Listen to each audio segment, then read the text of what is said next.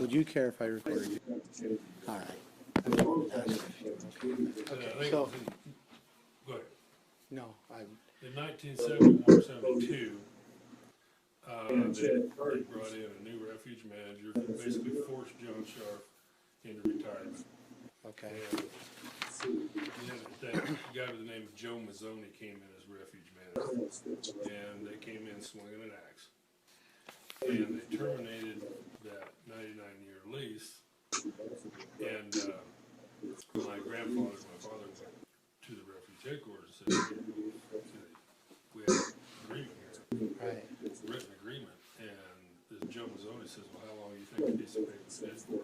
Oh my gosh. And well, this particular one, 99 years, and it's only 30-some years into it. And so he said, we're terminating it. And again, they could have fought them in court, Right. which would have cost more money than we could have come up with, Right. and we would have won. But the catch there is they still had control on how our water and actually how many cattle we could have. Right. So if we'd have won, we'd have lost. So again, made a deal with them, and we lived there by Crumbo Junction. And so we made a deal with them that if we'd actually physically move off, and that we could keep our refuge permit to graze our cattle. And they'd already cut it, quite a bit, but anyway, we retained our grazing permit and our haying permit somewhat. We had to haul a lot of the hay off, and which was, okay, well, fine. So we ended up buying my great uncle's place over in Diamond, and we moved there, and that was our base Okay. headquarters. And so we continued with the refuge permit,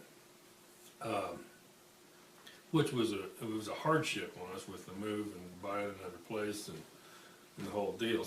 But we did retain the grazing. So and that went along well. Actually, then BLM saw the opportunity to kick us while we were down, and that year they said they had a new policy that you had to raise so much hay on your base property to justify your BLM permit.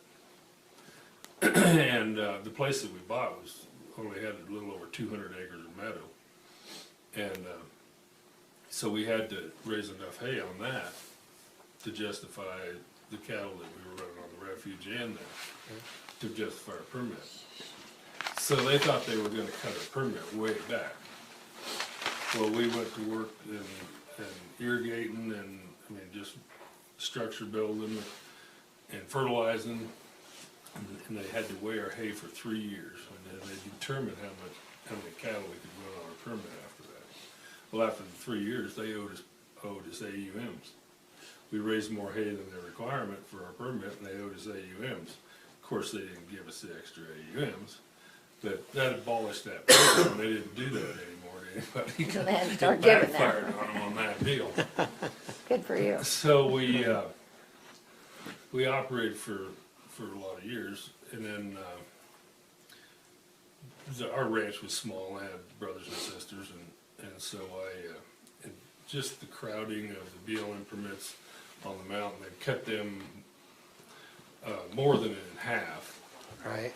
And over time, they take a little, and so I didn't see a future for all of us on the ranch, and so I thought, well, I'm going to do something else to make up, and so I started an outfitting business on the Steens, doing summer trips, winter trips, hunting trips, everything. But so I did that starting in 1986. But so then my dad then. He was tired of fighting the battles with the government. Right. Every year, something, water rights or just the permits. But anyway, so he actually sold the ranch. But when Joe Mazzoni came in and we renegotiated our deal on the refuge. Our permit was no longer a 99-year lease. it was wrote up as a regular grazing permit, graying hazing permit. But when they did that, my granddad and dad had it put in my name so that, you know, it could carry Can on. carry on, yeah. And so when my dad sold the ranch, well, I got a letter in the mail and it says, you no longer, your refuge permit's been terminated. And the refuge had created a policy to where if a place sells, the permit doesn't go with it. I heard that. I've heard that. Yeah. It terminates. If they can give it to somebody else, turn right around and issue it to somebody else, Just whoever they want. whoever they want, but it doesn't go with the ranch. So severely Right. devalues the ranch's Right. Sure. the ranch value because it's no longer with it. All right, thanks. So Yeah, I thank you. We might. anyway, so I got this letter in the mail that says your refuge permit's been terminated. So I went Alright. down to the refuge office and a guy by the name of George Constantino was the refuge manager at the time. And I mean, they change them like every 2 to 5 years, rotate them out, so they don't want anybody to get too friendly. Right. So I said, George, what's going on with this? I said, he goes, well, you sold the ranch. I said, I didn't sell the ranch. My dad sold his part. I still got my ground. And he says, well, this ain't your permit anyway. And I said, read the name on it, John F. Witzel Jr. He goes, well, that's not you. And I said, hell, it ain't. And he goes, well, we thought it was your dad. And I said, I don't care what you thought. I mean, In it's- writing. when we renegotiated the permit, it went in my name. It's been my name for several years. He goes, well, I think you people misled us, and I will have you brought up on charges of perjury. What? So I said, there was nobody lied to you, George. You came here, you don't know. I mean, that's not my fault. Right. So he was dead set. Again, I'm in that situation. I can fight him or not. And so I thought, well, I don't have the money to fight him now either, and he probably is going to file perjury charges, which I got to fight my way out of that. So I walked away.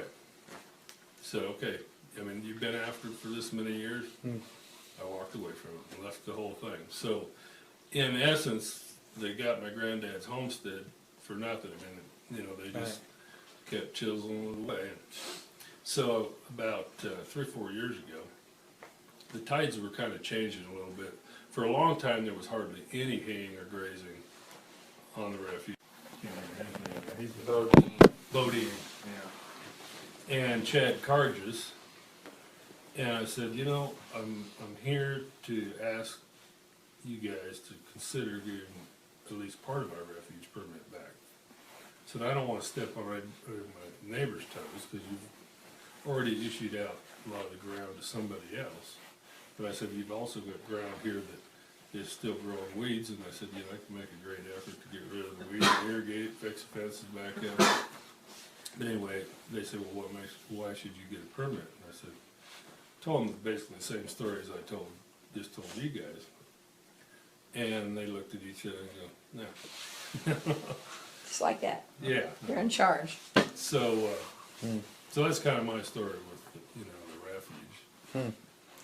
So we don't have good relations, but Were they doing this kind of the stuff that they were doing all over to kind of whittle away and get basically the refuge for? yeah, I You think know. that, you know, I don't know all the stories they have, but I mean, Right. the same thing. I mean, they, like Jiggs Barnes over here, he's gone now, and Catherine Fine. They took Catherine's permit away because her husband, Jack, had died, and then, so then they said, well, it's yours, it was your husband's, and so they terminated her permit. The Wow. Barneses had the same, basically the same agreement with the lease on their place, and they terminated it, and they had to move off in '75. So they actually did it. They wouldn't recognize the joint estate between husband No. and wife, No. none of that. Just it was by your name, and so Yeah. you're done. And even Well- though this, I believe, well, maybe I don't know that, but I mean, it seems like, I don't know. You know, if Oregon's like a joint estate, like Common. with your common wife, law. Oh, yeah, I mean, if you're, Right. you are Joint one. tenancy. You're one, Joint yeah. tenancy, right. but yet they wouldn't recognize that because Right. Well, and even,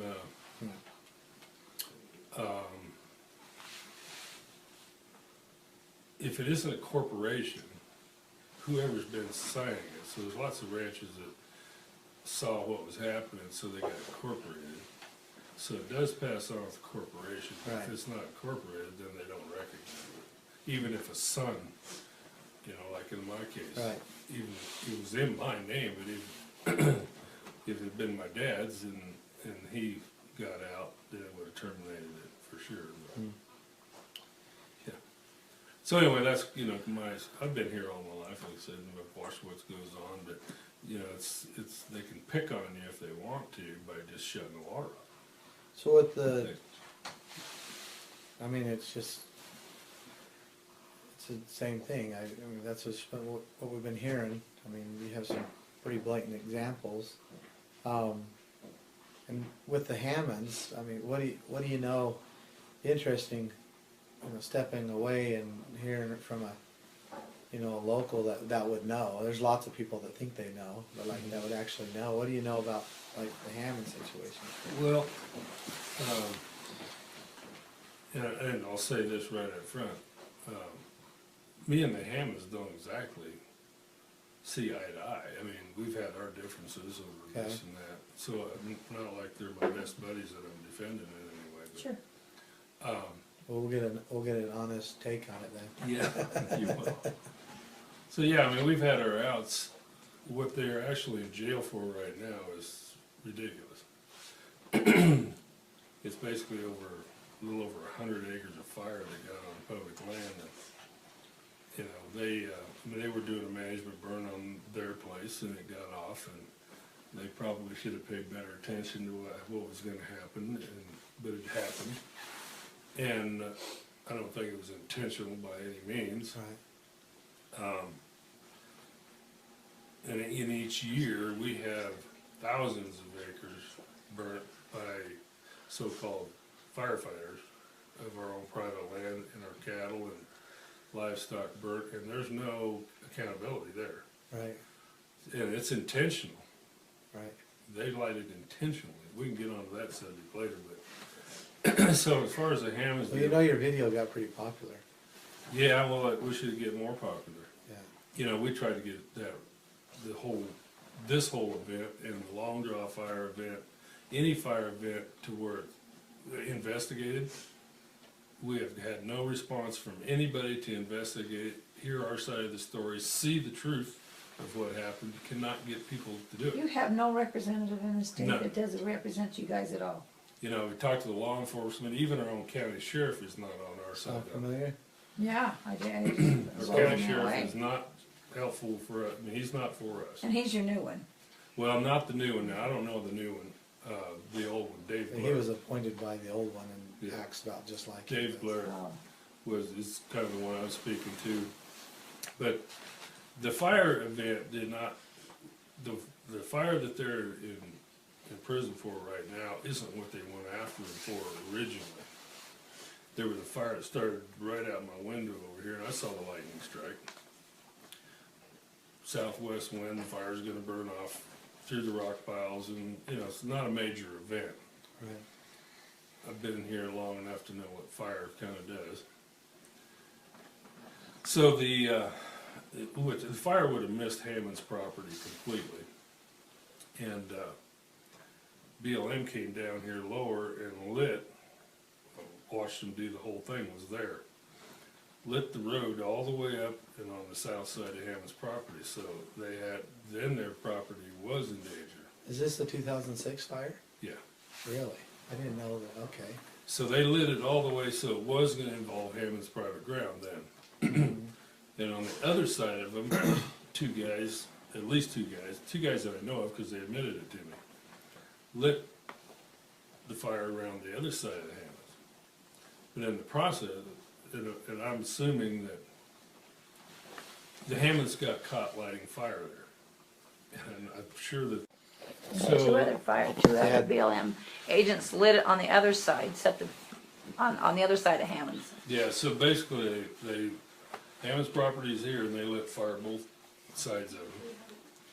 But then these two firefighters caught up to Hammond's lighting fire, and I think they were trying to just backfire off. Right. Because Fire's coming into them, yeah. Try to keep it from getting their ground. Well, they got caught lighting fire, so they get cited for it. And, but these two guys came down, they told me that they'd been lighting fire and told me what they'd burned up, so I knew they were lighting. On that side, I did not see them do it, but they told me they did it. This side, I saw them light it. And the evidence is still there, you can see where the fire was lit too. So, in the case against them on this fire, the prosecuting attorney came here, wanted to know what I knew, and I told him what I knew. Just that. I said, I don't see how you could tell. Well, Hammond's got blamed in that fire for burning the neighbors, Charlie Otley's and a bunch of country. It wasn't Right. Hammond's did it, it was BLM guys that were lighting that did it. But Hammond's got blamed for it. So anyway, I told the prosecuting attorney, that's exactly what I saw. I said, I don't know why they were trying to get the Hammonds and all the cost of fighting this fire, they have to incur. So, Papagni, or the attorney came to you, and and he basically. Well, he just asked me what I knew, and I said, well, I don't know how you could prosecute the Hammonds for having anything to do with burning all that ground. I saw the lightning strike, it was lightning fire. Right. I watched your guys light one side of it, and I was told by your guys they lit the other side of it. So I said, I don't know why you're laying it off on them. I don't see how you can tell who lit what. So they evidently dropped that, because that ain't what they then went after. So they went farther back to this other little incident to get him. But they already had him, once the fight starts, then they won't quit, Right. and they just stay at it. So they had to get him on something. So they ended up taking it way too far with this little deal. But this is the one that they really wanted him on. 'Cause it was- So what was about the poaching thing? Is that just something they made up? I really can't speak accurately on that. I was close by. And I think there's a little false testimony that went on there. I was outfitting a trip in the area. There was another guy outfitting a trip in the area, and he was pretty PO'd that Hammonds were burning some of their private ground. Just burning sagebrush, create better forage. He was mad about that, but then also, supposedly, Steve Hammond shot some deer, and I doubt that happened. I seriously Yeah, do. that's what Had deer everywhere, we've looked into it, we're pretty sure that didn't happen. There was no evidence. Even the Oregon Fish and Wild, whatever they call them here, Yeah. Fish and Wildlife, went out there. Fish and Game, I guess, went out there, and they couldn't find any carcasses. No, or I was nothing. in that area the Yeah. next day. I never saw any evidence of that, but that's part of the statement. Yeah, and they Okay. weren't able to prosecute them on that, but that was part of what they did to demonize them. Oh, they Right. put that in the Make 'em media look- to make it bad. Yeah, Yeah. looked really bad. So. Yeah. Yes, yes. Well, you said a good word there. Demonize you. I mean, I've had it for a long time. I get it all the time. So Right. anything they can do to demonize you. But, in the fire situation, they're allowed to burn whatever they want, whenever they want to, and there's no repercussions. This fire right here, 2012, Right. they lit over 18 miles. They lit 20-some miles of fire in one day. They lit from right here, clear down, basically the Diamond Junction.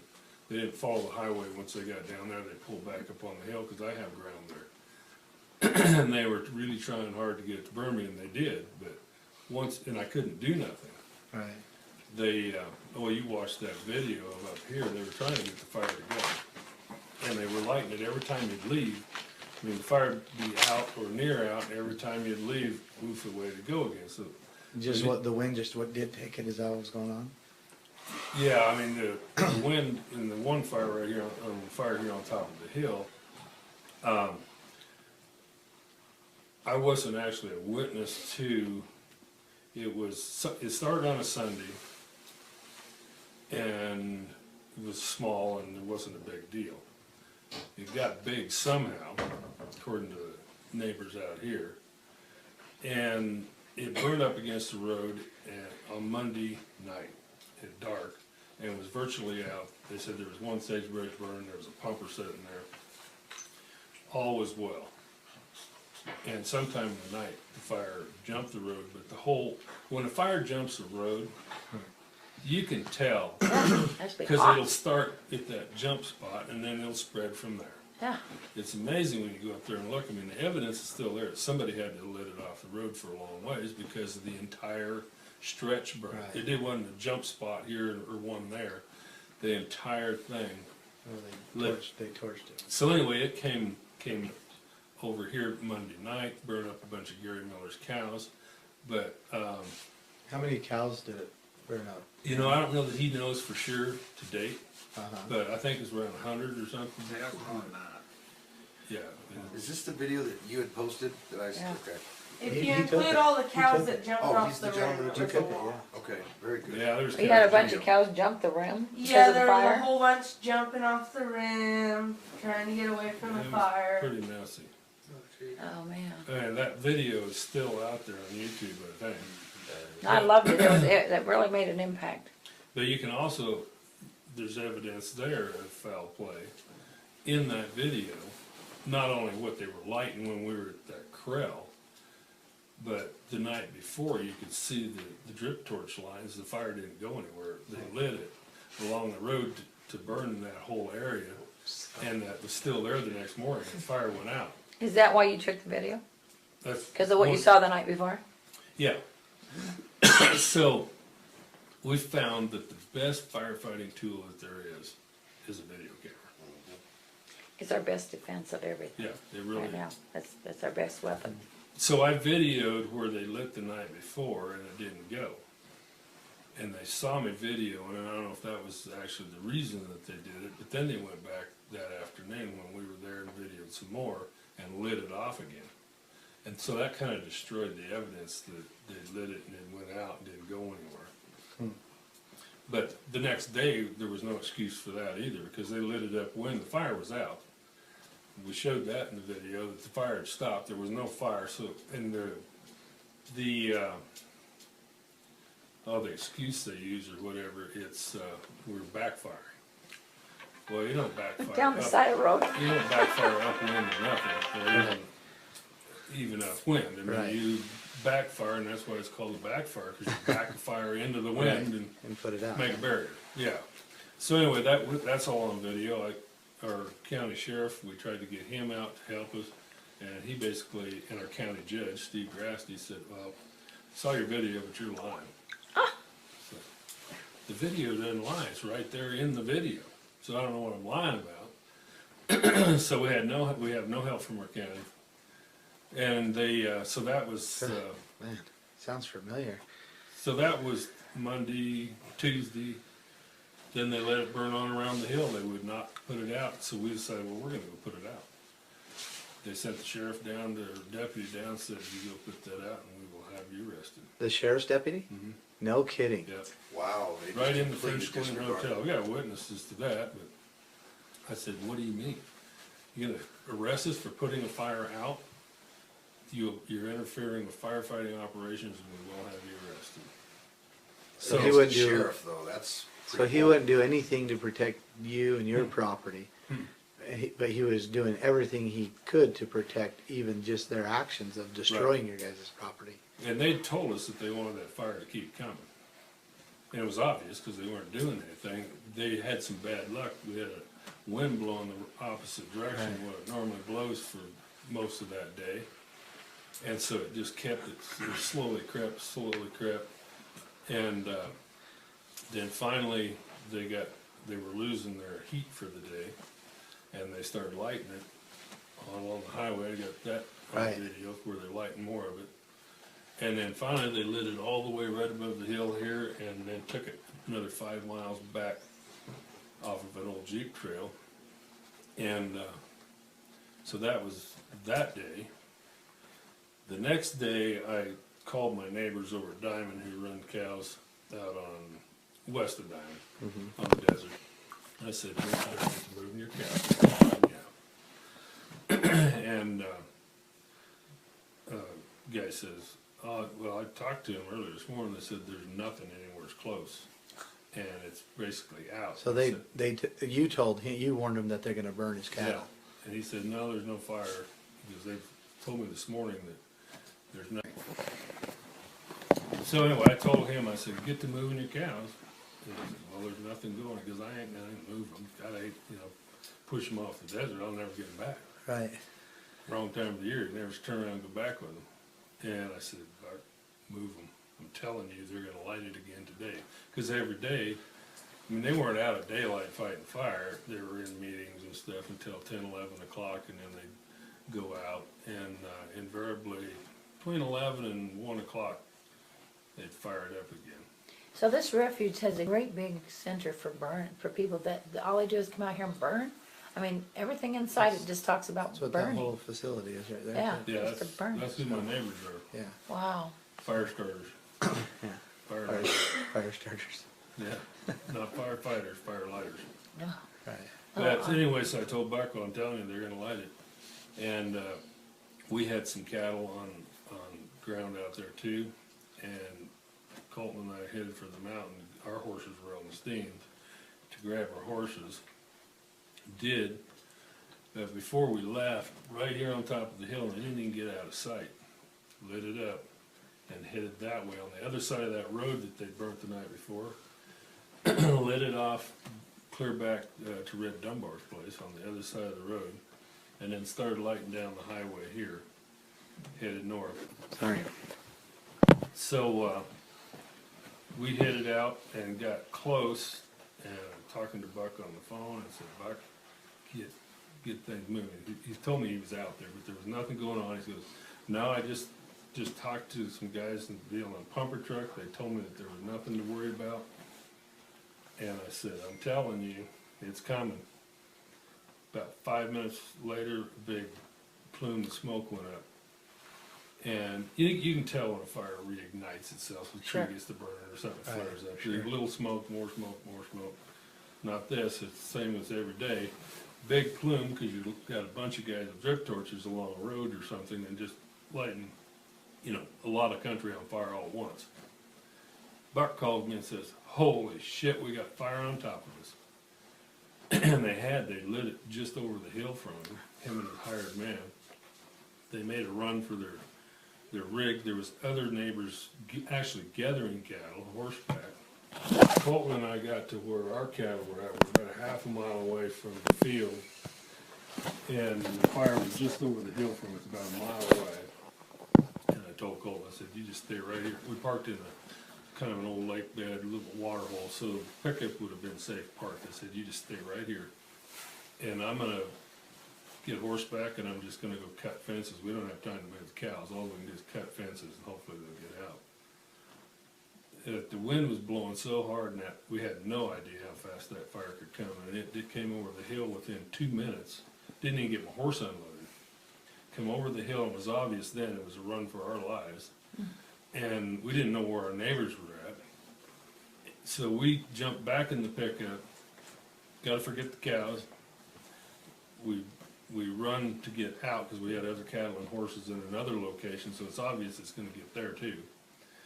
So we made a run for there, and it took about, 20 minutes, Golden, to get from where we were at, and the fire traveled 5 miles in about 20 to 30 minutes and hit where we were at. Luckily, there's big enough rim rocks and stuff that stopped it. And so then at that point, we're scared for our friends, and I got a hold of the one hired man on the phone. He goes, we broke through it. He goes, damn near didn't make it, but we broke through it and got in the lake bed.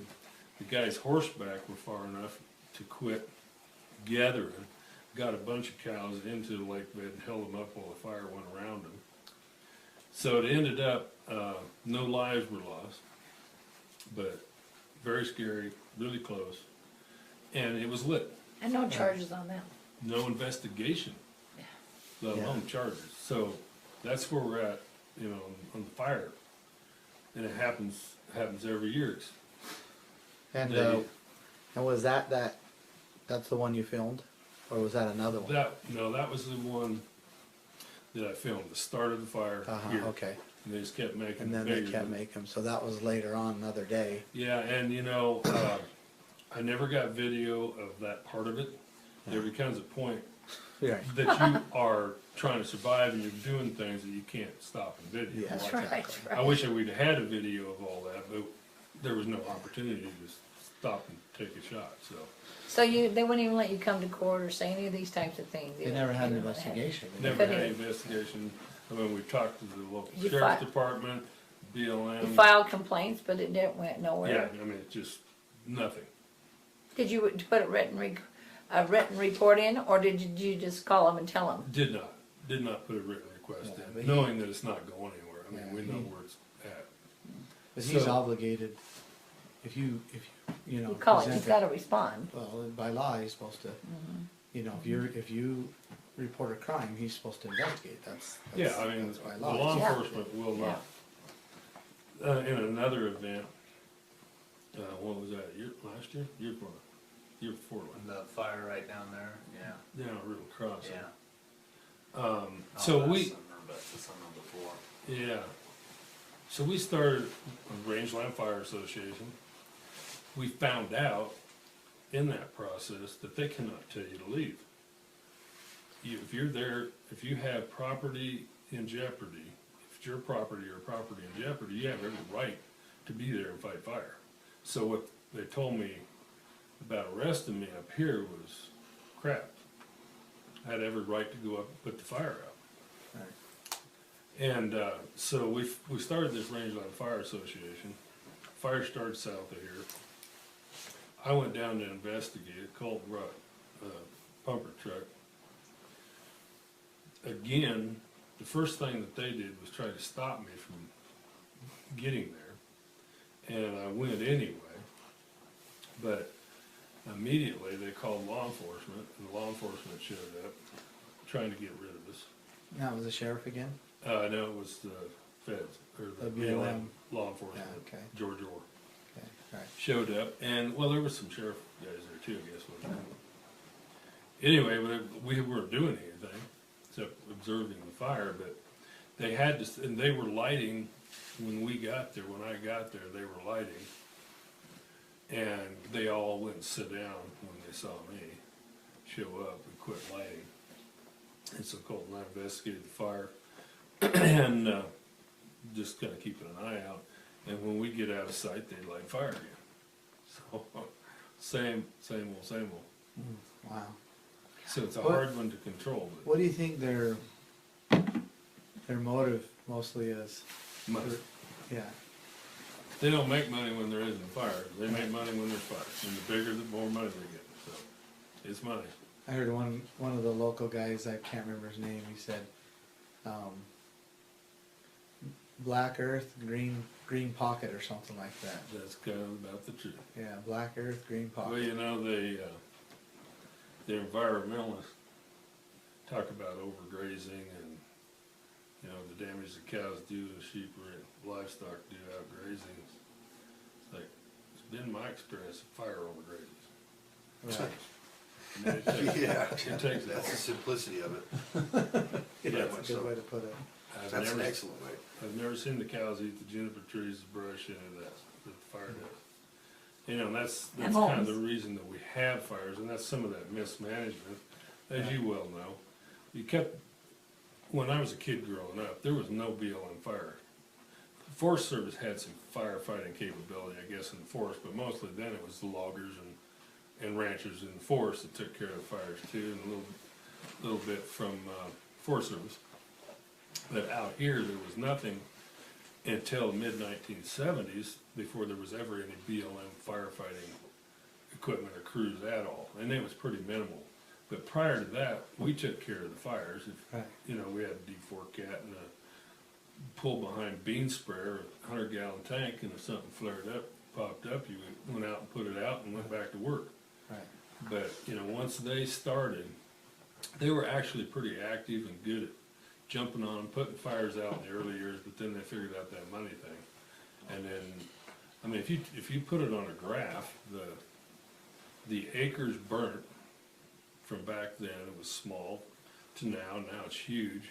And actually the budgets for firefighting were small back then, the budgets are huge, but it just goes up the gut, wouldn't it be the other way And I around? would bet the firefighter count, you know, is small then and goes up with it. It all goes up. The more budget you get, the fire acres should go Should go down, I down, would yeah. think, but anyway, so it's pretty plain. Yeah. What goes Nothing to on. do with about putting out fires, it's all about. And I do know, in talking to firefighters over the years, they actually, have made statements pissed off at the cows, because you know what happens when it hits a pasture that's been grazed pretty good. It doesn't have to be overeaten, but the fuels are knocked down, the fire peters out. So it's, pretty That's common slow. knowledge that they cut down the permits, or cut down the grazing in the allotments to grow, so there's more fuel. And that's one of the, it isn't to save the wildlife, why you should cut your AUMs in half. They're doing it so the fire will burn. Of course. That's interesting. Never like fully made that. Yeah. with- Connection, yeah. With grazing, utilizing it like it should be Yeah. utilized, it won't burn that much. Yeah, I realize that, but I just never put it one step further where that's the reason why they're not grazing it, because they want it to burn. One of the reasons, Yeah, one of the reasons, yeah. One of the reasons is just to financially strike Right. people. The other reason is so they can get it to burn. You think they're trying to just push you guys all off the land?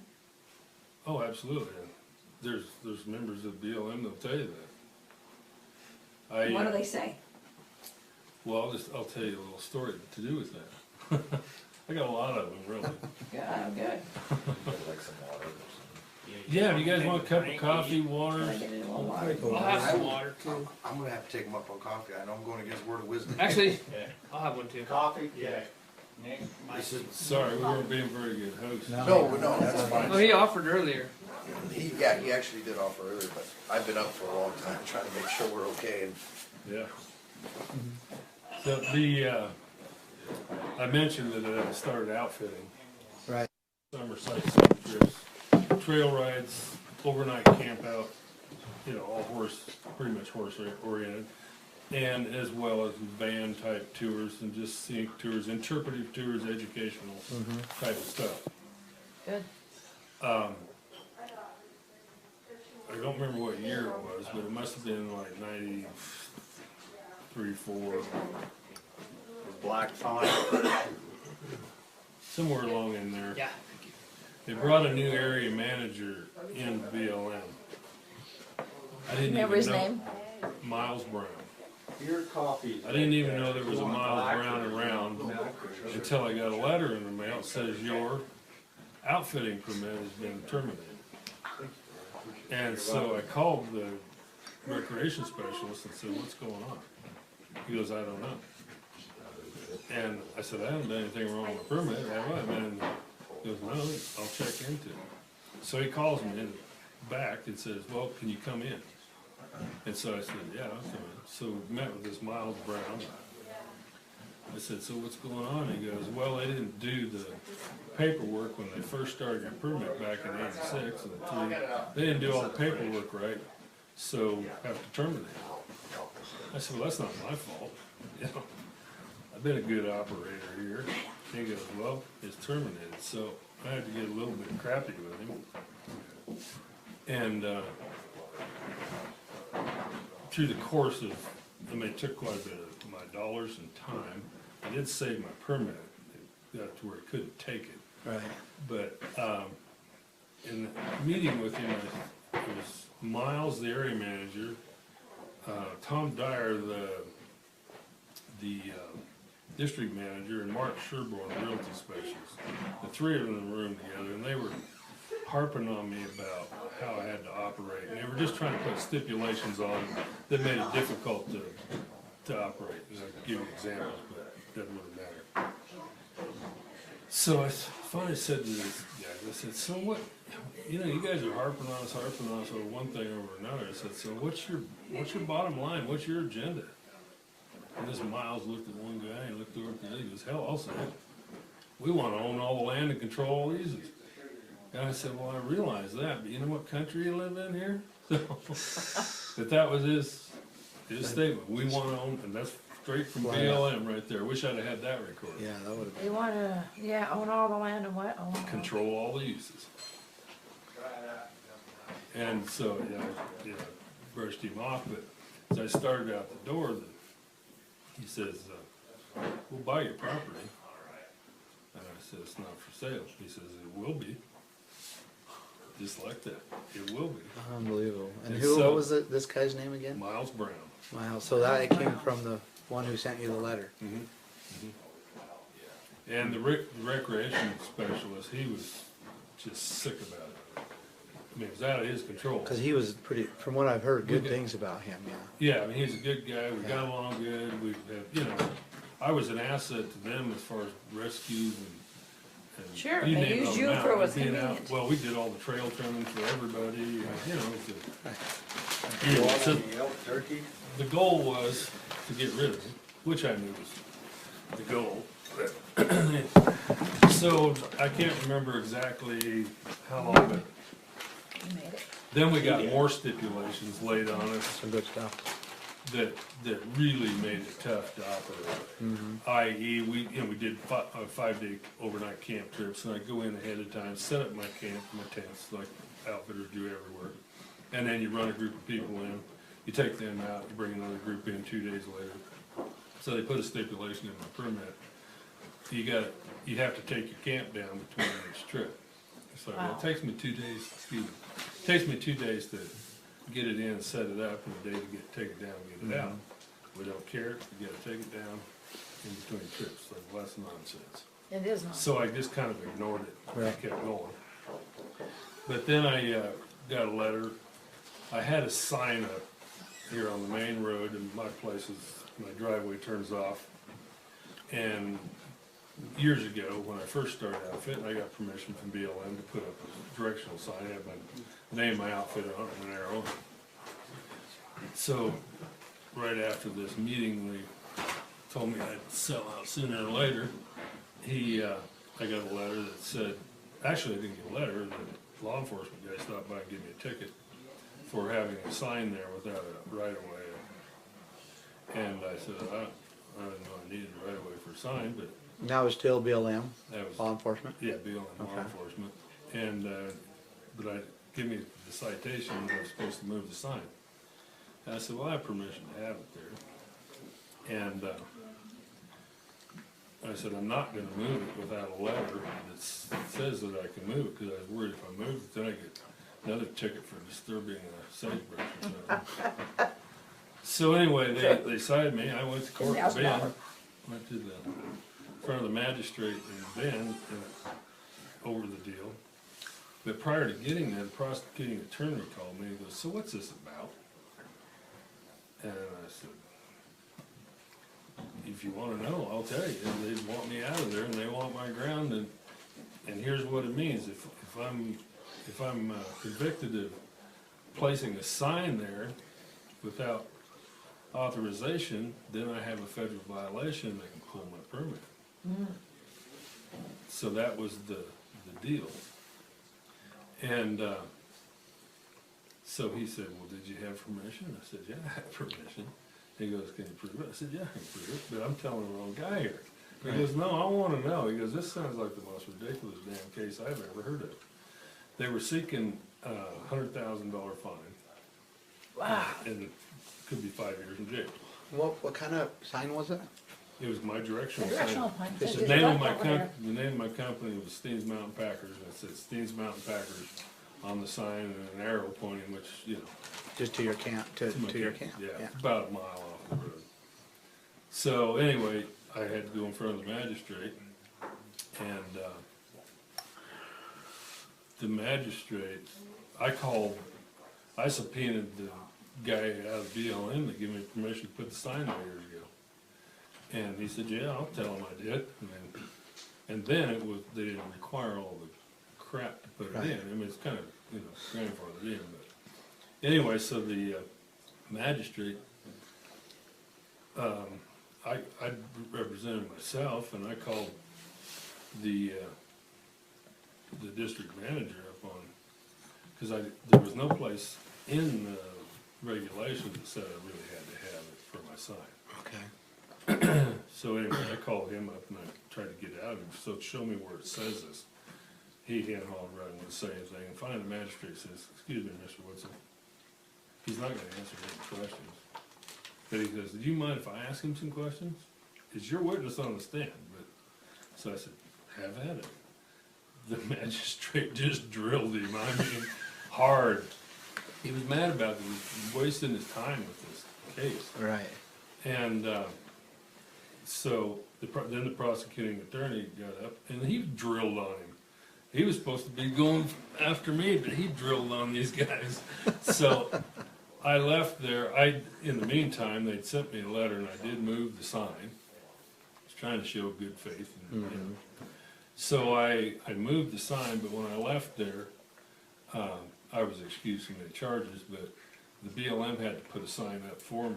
So that was They put the same sign back up? no, they ended up putting a little old goal there was getting that violation so that I could at least be perfect. Right. Right.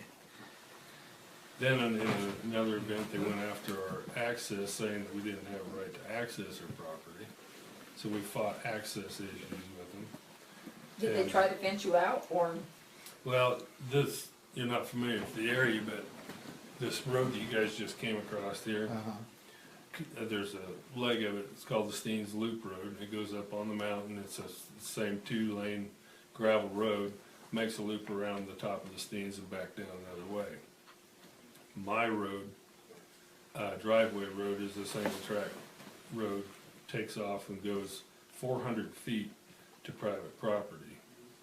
So they were saying initially that it did not have a right of way for the road. Well, it's been there longer than I have, and access to that property. So again, I had to spend my time looking through the regulations. They were saying that there's no right of way, and I had to file for the right of way, and then of course with the right of way, you got to pay the fees, a percentage of your intake of your income to the deal. But as I actually found out, my access is casual use. Oh, yeah. I'm not making money using the road, Right. so it's just casual use. So Didn't you have RS 2477? yeah. So So they anyway, shouldn't be able to charge you anything. no. So they couldn't. But it took me a long time. Right. I don't know that, you know, I Right, you get still better have at to it as time goes on. Spend your Takes- energy and leave what you're doing and Yeah, I mean, play yeah, lawyer. exactly. Right. Well, I didn't, actually I did on that one to start with. It cost me $8,000 to find out that I had every right to be there and go there. Dang. So anyway, it's one thing after another, you know, Right. just drilling on you, and with the goal, like he said, we'll own your property. Then I also had a helicopter at the time, you know, the Steens Act itself, the wilderness and this whole Steens Act, really, I mean, I don't outfit anymore because of it. Right. They put stipulations on, well, no off-road snowmobiling. Well, who wants to go snowmobiling up and down the road?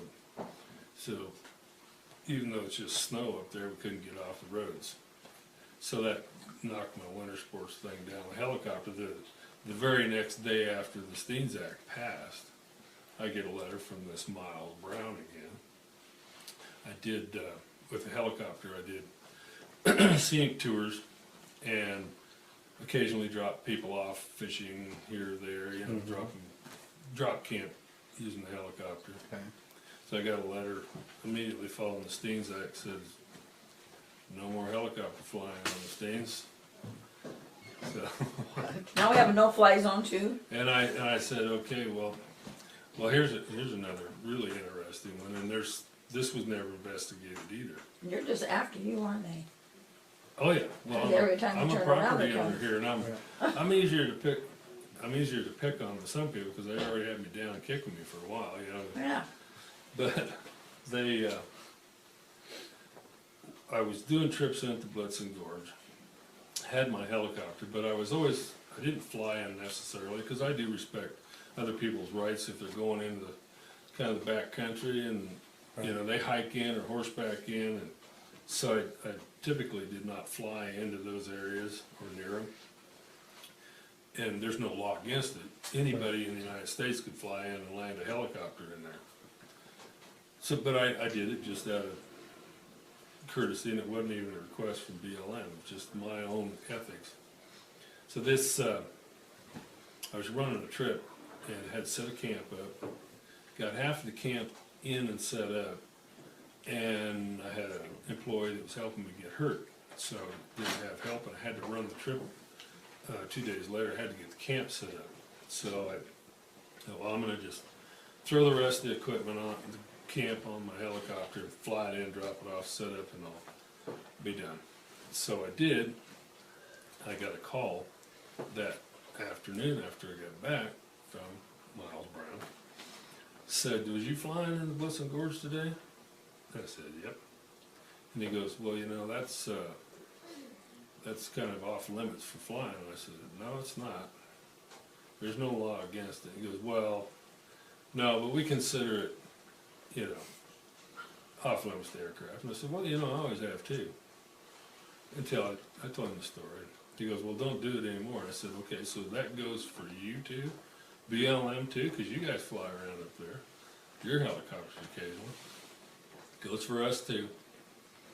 And so I still had a little bit of stuff to take in, because me and Kristen, the next morning, loaded up, muled. Okay, we got to go in, do this. Got the trip going. Halfway down the pack trail on the hillside, and hear a helicopter come. So we sit there in the trees. The helicopter comes in, lands at my camp. Somebody gets out, walks over to my camp, runs back, gets in the helicopter. On up the canyon they go, and they drop some people off. We see them getting out of the helicopter. Helicopter leaves, comes back in a couple of times. It's like, what's he ferrying? You know, there's no more people over. But anyway, so we go into the camp, and after the helicopter leaves, and then he goes up into the next canyon over, big Indian gorge, and same thing there. You can hear him going in and out. So I got back, and the day before he told me, I said, well, so if I see somebody else, what are we going to do about it? He goes, well, get an in number and we'll take care of it.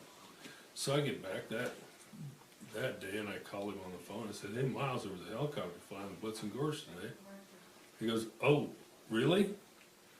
He goes, do you know who it was? And I said, no. I said, but I did get an in number. I knew who it was. It was a BLM helicopter. Right. Give him the in number, and he goes, oh, crap. That must have been those fish guys. They didn't know they weren't supposed to fly in there. I said, that's bullshit, Miles. You knew yesterday. You know, you knew yesterday. You didn't want me flying in there for some reason. And he's kind of got, voice got all quivery and shit. I couldn't add up why he didn't want me there. I knew there was something underlying. So that trip, horseback trip, when we got up in the gorge, we found Purex jugs. Empty Purex jugs. Pure extract. Are they bleaching? The creek. They were doing a fish study, the red band trout. So they're just killing them. So they're trying to show that the fish numbers are dropping, so how do you get the fish numbers to drop? Throw Purex in the creek. Sure, kill them. Fair deal. So I mean, I did not watch them dump it in the creek. 99% sure that's exactly what happened. That's what they were doing that day. He did not want anybody to witness that. Had no idea that I was going to be there horseback and actually see him flying. But I wish I'd have walked up to him dumping Purex in the creek. So then I was like, okay, so what do you do about it? Again. Who do you go to? Yeah, who do I go to? I Yeah, can't law call enforcement. Miles Brown and say, hey, somebody's. And here's the kicker. I called the recreation guy, told him about the event, about Miles going, oh, damn them fish guys. And he goes, that's bullshit. He was on the helicopter himself. Oh my God, are you kidding? He was on the helicopter. Oh my gosh. So he knew a lot about the fish Oh, poisoning. sure he did. Was there ever any, like, did anybody ever make a connection that there was fish poisoning? Only me, because it did do the trick. No more fishing, you know, a lot of Right. people go on the trips, go in and fish, and it did it in. Oh, yeah. Did it in. Unbelievable. So I So I thought, I gotta do something about this. Obviously, I can't call their law enforcement or, so I called Oregon Trout. And, thought, well, maybe, I get some assistance there. Maybe they know who to call, shake some. So I talked to this guy, the head of the Oregon Trout, I don't remember his name now. Told him the story, and I said, I hate to say this, but I'm 100% sure they poisoned the creek. And he goes, well, it won't be the first time. And I said, really? He goes, oh, I think it happens quite a bit. And I said, so who do you get a hold of? I mean, how do you turn these guys in? I know who was on that helicopter. Purex jugs weren't there before that. Now there's empty Purex jugs. So I think that we could probably get the pilot to talk and say, yeah, I hold bottles of Purex, in my helicopter. We could nail it. And he goes, do you really want to do that? And I said, Did you pull up any, did you gather any of the Purex boxes? no, there's still some up there. But anyway, so I thought, well, yeah, I want to do something. He goes, there may be big repercussions over this one. You caught the wrong guys, so I let it drop. But where do you take it? I mean, who's going to go? Okay, Right. yeah, the area managers dump Purex in the creek. Right. Yeah, right. So, just another, Wow. Representation, I mean, representation, no. Well, no redress, there's no No regress. redress, that's exactly what it is. I mean, the redress just brings repercussions to right. the individual. Well, that's the whole thing. I mean, why there isn't more people stand up and say anything. Because there will be repercussions. Yeah. Basically organized crime, like a mafia. So you think the Well- community and there's a lot of that intimidation.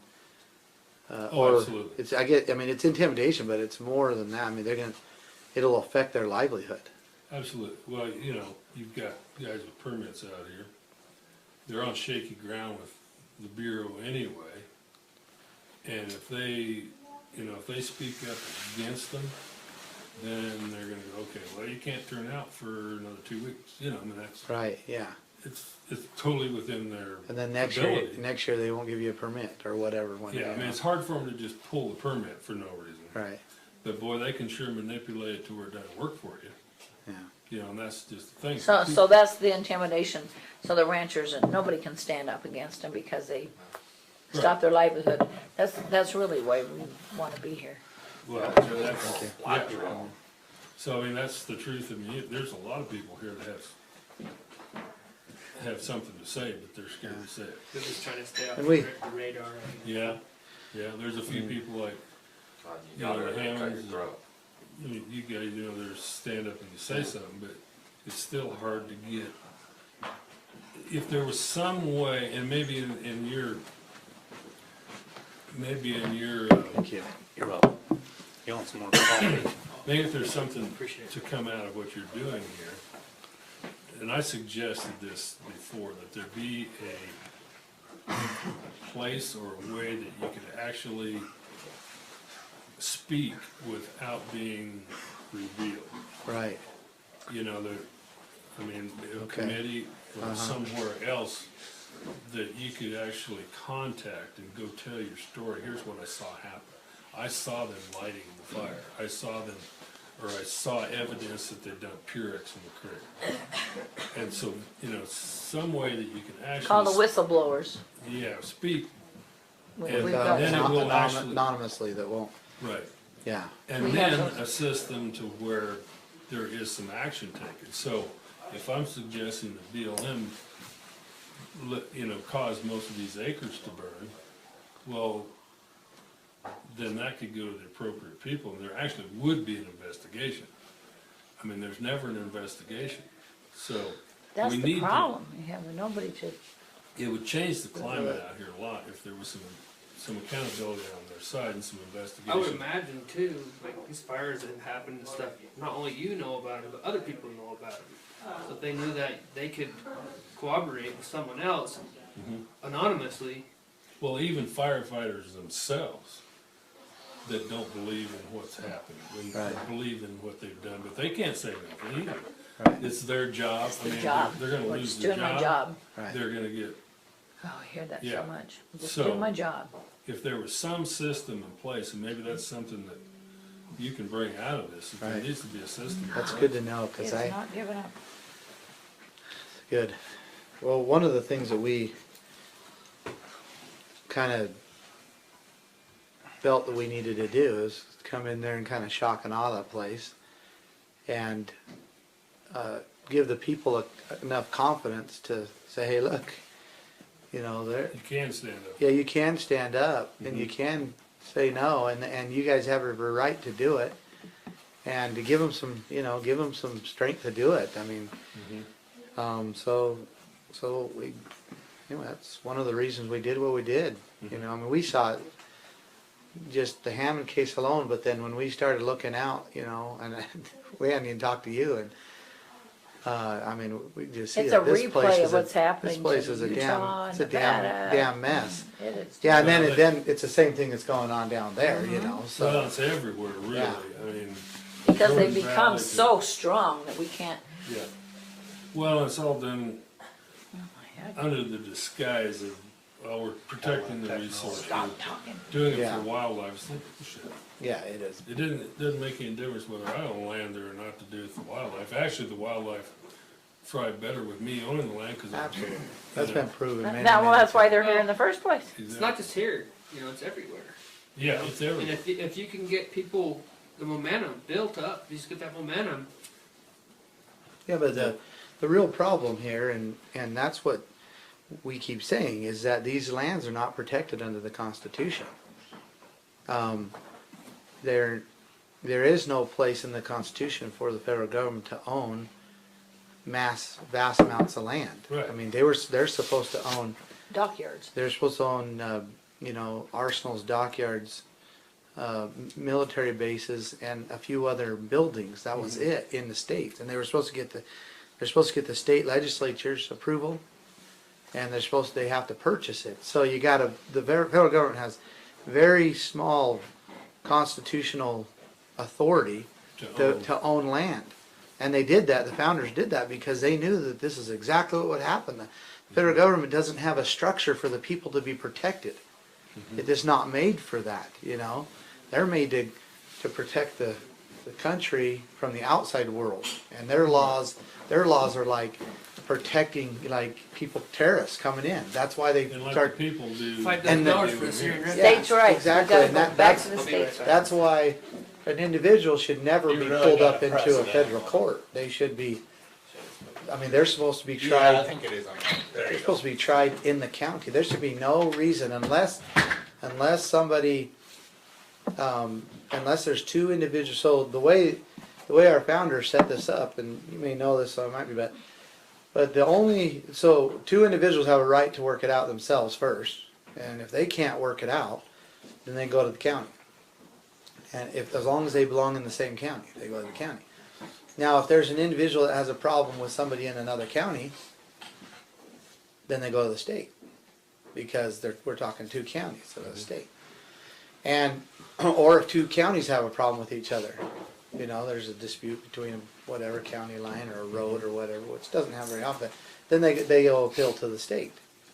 And so then if you have an individual that's got a problem with another individual in another state, then that's when they have Steps up. authority to go to, that's when jurisdiction falls under the federal government. Okay? But not until then, or if two states have a problem with each other. Okay? The problem we have here is the federal government's come in unconstitutionally and claimed land, right? Well, the Constitution, of course, says that if there's any problem, like if there's any problem with, if there's any dispute about federal control or so forth, then it goes to the federal court. But the thing is they weren't supposed to be there in the first place. Right. So you shouldn't have to be going to fight in the BLM in their federal courts, because the BLM shouldn't be there. Right. And that's the problem. And hopefully that makes sense what I just said. Yeah, But because they have constitutional authority to bring any issue they have up into their own courts, but they don't have authority to be in the state controlling the land and So resources. rightfully, I mean, anything that isn't private land, and a lot of this country, you know, wasn't homesteaded because it's just scab land. Sure. But, if it's not privately owned, then it should be State. controlled by the state. State. Well, yeah, but the county's more accurate though, because, I mean, it is state, but it's county, the one who should be, So, like, Taking care of it, managing non-privately it. owned lands here, instead of it being BLM administered, should be administered by our own county. yeah, and it shouldn't be administered the way the BLM, because what you have is, you have what, and you know, you don't have to unwind this very far to figure it out, but you would, rather than being a permittee or being privileged, as they say, having the privilege, you would own the right. And it'd be like you would own the grazing right, So okay? you can do it how you want. You can do it how you want, and the only time that you could be like summoned to a court or pulled into a court is if somebody else with a right, you were violating that right, you know? So let's say They you, had a mine. yeah, let's say you have the grazing, and let's say you got 100 square miles of grazing, right? Or maybe that's down there, that's not too big, but maybe that's too big up here. But anyway, you get 10 square miles or whatever. You own the forage. You own the right to graze it, and that right is yours, is vested. You have the deed to it, and it's yours. You also might own the water right on it, or part of the water right, or whatever. And then there might be a mine on it, let's say, or whatever. Or let's say that, yeah, just stick with a mine or whatever. And you, and he goes and starts to run a bunch of sheep on it or something. Well, then you have a right to take him because he's violating your right. But the thing is then you guys can work it out yourself first. If you guys work, hey, that's my grade, and he stops it. If he doesn't, then you would go to the county. That's it. And the county would resolve the issue at that level. And but the county doesn't come down there and actually manage the land. That's what the individuals do. Like, you know, you don't replace masters. Right. But then, and that's how it's supposed to work. Constitutionally, that's how it's supposed to work. Well, I don't know. Yeah, I mean, somehow or another, the federal government has weaseled their way right back. I mean, we took it from the Indians. I mean, the federal government said, okay, go get your land, you know, and the whole deal was to take it from the Indians. Right. Now that we got it from them, the federal government wants it from us. I mean, it's, whoever has it, they want to take it. I don't understand that mindset. You know, in Miles Brown's mindset, Right. we want to own all the land and control all the uses. And who's the we, I don't BLM? understand. And I said, yeah, who's we? I said, who's we? And he goes, well, Yeah. so, you know, I mean, it makes you wonder what group he belongs to that's infiltrated Right. into the BLM. I mean, who's we? Yeah. Well, yeah, and then you can't, it's hard to tell where, you know, some of these environmentalist group and the other ones began, and the BLM begins, or the, Well, that's You it. know. I mean, how many BLM employees that are out here to manage me are on to Oregon Natural Desert Association? Yeah, And the whole exactly. goal is, they're cow-free, you know, no cows, no, well, Bill That's the whole Marlette with Oregon Natural Desert Association will state it straightforth too. ours, All you people leave here and move to Portland, we don't want you out here. yeah. All at once. The Southern Nevada district, in their BLM office, they had a logo that said "No move by '92, cattle free by '93," Yeah. and County was 2003. that was the day. That was the year my dad ended his permit and never paid it again. Well, hey, Yeah, I mean, they're definitely overstepping their bounds, so how do you, hopefully, I mean, you know, you guys' statement here and your protest will bring that to the light. I mean, the media, I don't even watch it, but the media is gonna distort it, yeah, no matter what. Well, we'll bring it to light. The problem is, what do we do after that? We're trying to help you guys get up there on that land and take back those rights that are rightfully yours, instead of letting this federal government continue their abuses. We can only help you. It's kinda like I said, we sent soldiers into Afghanistan to help the people that were being suppressed, and they stand up and take vote and got their voting and everything. But what happens when we back out if people don't stand up? So we're trying to get people, that's our mission. There is to a help difference. people. There's a difference in that. At least there should be, Well, because what they did. because we wanted. Well, they went in there though, and they supposedly liberated those people, but they never gave them access to their land and resources. They went in there and they said, well, we've got to pay for our war, so we're going to take all your oil and we're going to take this. So, I mean, the people are not going to be able to sort of stand up and be free if they can't use the lands and the resources and anyway. So, Well, here's one of the things that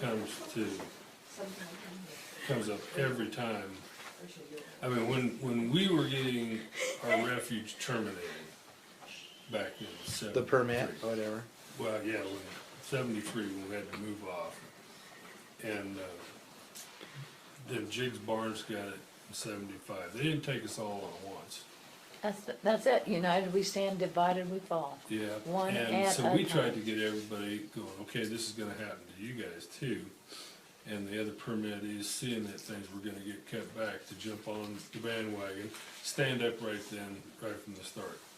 Well, inevitably, Joe's going, well, they aren't bothering me, I don't wanna ruffle any feathers. In fact is, they give me another field, and that's how they do it.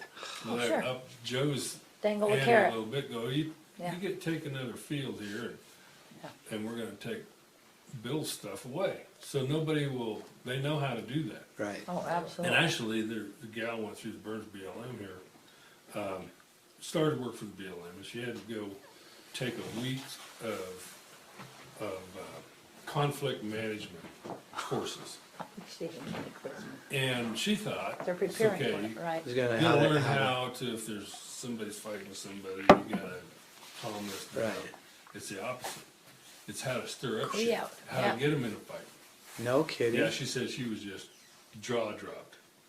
Conflict management is what it's called, but it's how to How to Stir it up. how to manipulate and take and then. Oh, Mhm. My gosh, that's crazy. So yeah, I mean it's all over. It is difficult to get people to adhere together enough to. Sometimes it takes a lot of screaming and yelling. That's what Yeah. happened in Kane County, cause that's exactly what happened with us. And I said, I saw it coming, and I said, and being a girl, it's always doesn't always happen with guys, but whatever. I came into the meeting and I knew, cause my friend was the first one going down, and she was a widow. And I knew they were taking her, and I'd seen the letter that the head of the BLM had brought to her pickup and said, you can't handle this, sell out to Bill Hedden, here's his number, he is the head of the he's head of the Grand Canyon Trust Company, which is an environmental group. She gives him the number. I mean, I had the letter, and I'm saying, oh my gosh, and so I couldn't get these guys to join behind him. I said, you gotta get out there and save her, because if you don't save her, you're going down. And they're gonna fall like dominoes. She's the first one coming in the state, and every one of you are gonna be picked off one at a time. And they did not listen, and I was screaming in the meeting. I literally lost it. But the good thing was, one of my really good friends was an older rancher, and he caught it, and he stood up. And when he stood up with me, he was able to pull those guys in, and we did that. And we went out and they went out and they helped save her. I mean, literally they did save the ranch, but even though the BLM came in and they stole the cows, they kidnapped the cows. They rustled her cattle. And the only thing that happened to them, they stole them. Even after the cowboys took them off the range, they went out to her corrals and stole those cattle and put them in trucks and tried to run them up to the auction. And we found out, and she couldn't get through the ports, so they took the back roads. But we caught them at the auction and shut down the auction. And it was a nightmare. And we're still in court. We're almost got all our roads back, but it was overall the RS 2477s, and it was all that monument crap, But we still have a monument, Yeah. It's unreal. But it's been battles in court proceedings. Well, We need to do. This has got to be better. There's got to be a better way to do that than you have no redress to go back and it's gonna take some government officials though that have guts enough to say, hey, these people have a point. How do you get somebody, whether it's president or whoever, but you need somebody up that's gonna. I mean, we have no county government here to help. But your best bet is your sheriff. That's Yeah, where but we need. he's If got you got a terrible sheriff, You gotta get him out, because that's where you're gonna suffer. Well, we You have had to a find really somebody terrible that's gonna sheriff. I stand found a up new there. guy, but Yeah. Well, I'll tell you, the new guy is no better. I don't know. You I've know, never even talked to him. I spent countless, well, not countless. I've spent at least 8 hours having, in depth, and then the emails and the messages back and forth, and trying to get him to stand. He never had any intention of standing from the beginning. He was just giving me lip service, and the Well, whole and time. again, those guys are living at the public trough. I mean, Right. Yeah, and the absolutely. federal trough. They're getting their federal dollars for whatever grants. Their you know. retirement, they're hanging in there, they're all sucking off the Yeah. But, system. the and they- Homeland Security money and Yeah. all that stuff Sure. that they get to Sure. operate. The shared So they don't want to equipment. shake anybody up. Yeah, they get all Yeah. the shared equipment. Well, and that's the- how you do yeah. it. Lead them with the carrot. Yeah. Yeah. Yeah. Well, John, we better get out of here. Do you have a copy of this? Can I take a picture of it? Yeah, no, take it. No, I've got it. We can take this one.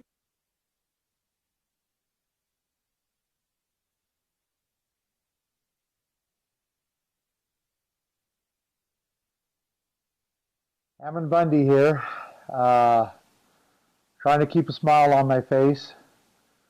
This Hammond case really digs deep into the soul and makes you wonder what's going on.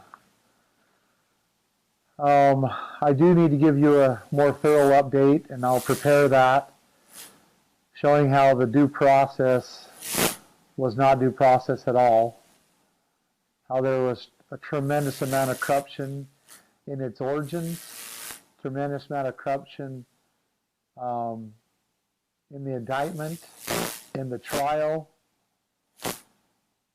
in the sentencing, and then of course the resentencing, and then even now. A couple things that I talked to you about before, about the sheriff feeding the information to the FBI. That has been confirmed again.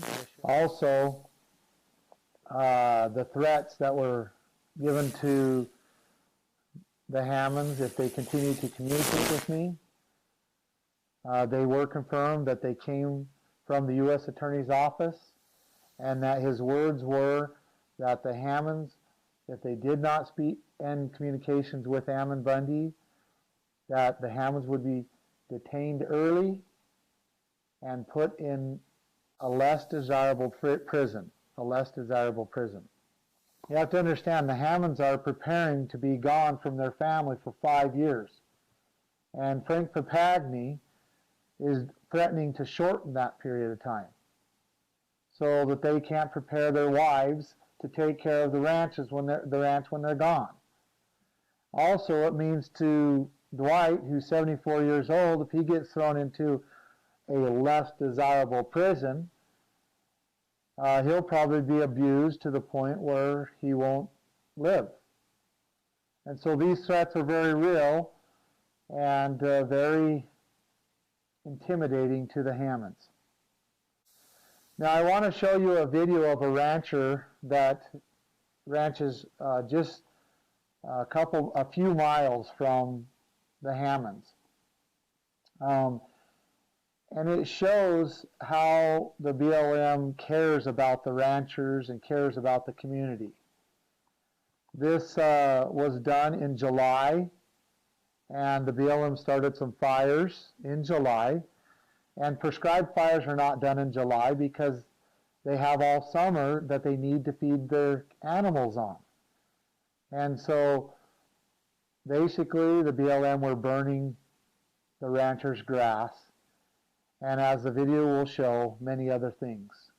I want you to understand also that this video was filmed less than 2 weeks from the day the Hammonds were sentenced for starting a fire themselves.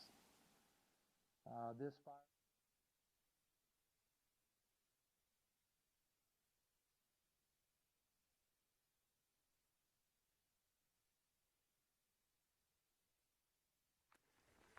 So here's the issue. We've got the BLM went in and lit fire along the hillside here by the dump, but there's nobody here.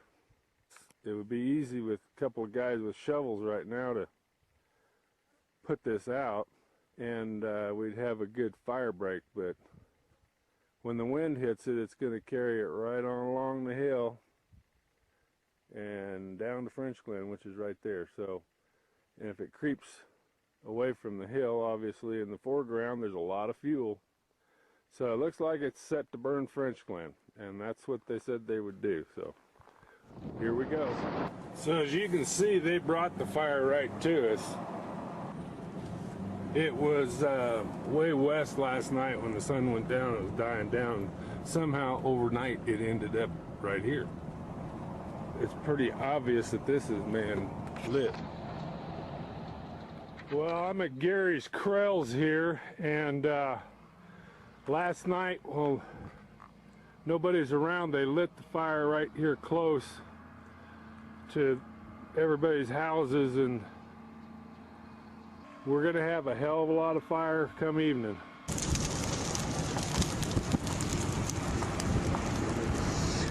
They're not putting it out, they're lighting it. This is a bunch of bullshit, let me tell you. We're standing at the Krell's, and them sons of bitches started at the corner of the road where it leaves the pavement, and they're lighting that son of a bitch on fire all the way around it. They're going right down that. I'm standing here, me and John Witzel. You got a water truck and stuff, and the grader's building a fire line, and they're building the fire all the way around it. Yeah. And it's a flaming. Upwind of us. And yeah, and we're out there, smoke's coming right out. Well, John's taking pictures right now, and he said that they told him they're going to torture all the way around to the C-Bar C Road, and Moose Wander's cows are fence cornered up down there right now. Gary lost 11 already. They're just about to burn that outfit up. Nobody's there. They lit the fire and moved right on. This is what they've got lit upwind of us right now. They're putting in a whole line of fire right along that juniper post fence and burning the fence up, number one, and then Somebody ought to get his head rubbed in the gravel out there. they're going to continue right on to the west, sounds like, clear up past Leon's cows, so his cows are going to be wrapped in it here pretty quick. They're still lighting, burning fences, power poles, you name it. This is the fire that would endanger French Glen. There's still nobody around. This guy down the road told us they didn't have any resources to put it out. But down the road about 2 miles beyond the turn out of sight is at least a dozen pumpers sitting there eating snacks and whatnot. I got they're determined they're going to burn everybody out. They're lighting it up here again. Got Jimmy and Gary and those guys right downwind of where these guys are lighting fire again. We're heading trying to go help save the Krell system and get bail Jimmy out of trouble. Yeah, he said, I will arrest you. This highway is closed, God. I said, well, I got to get on the other end of the fire. Where was this? You ain't going, he said. I said, well, we got to get over there because if you burn me out down there, well. So, yeah, this is what we got. Those guys that we just went by upwind, they're lighting it, have it coming right to us here. We're going to try to spray this down. No place to go with the cows except in the corral. A lot of them are already burnt really bad from them guys lighting them and trapping these cattle in the fire. They trapped a bunch of them last night.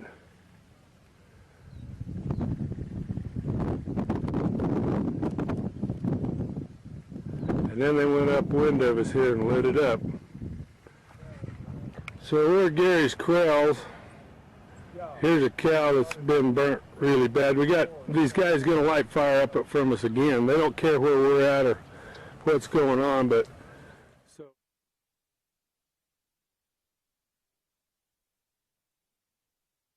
so here's what we got.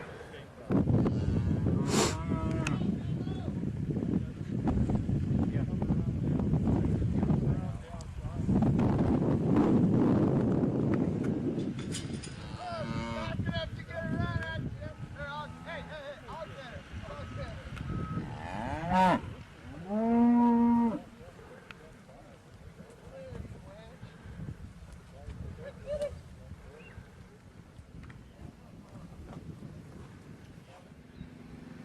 there goes the house up in smoke that they surrounded with fire earlier.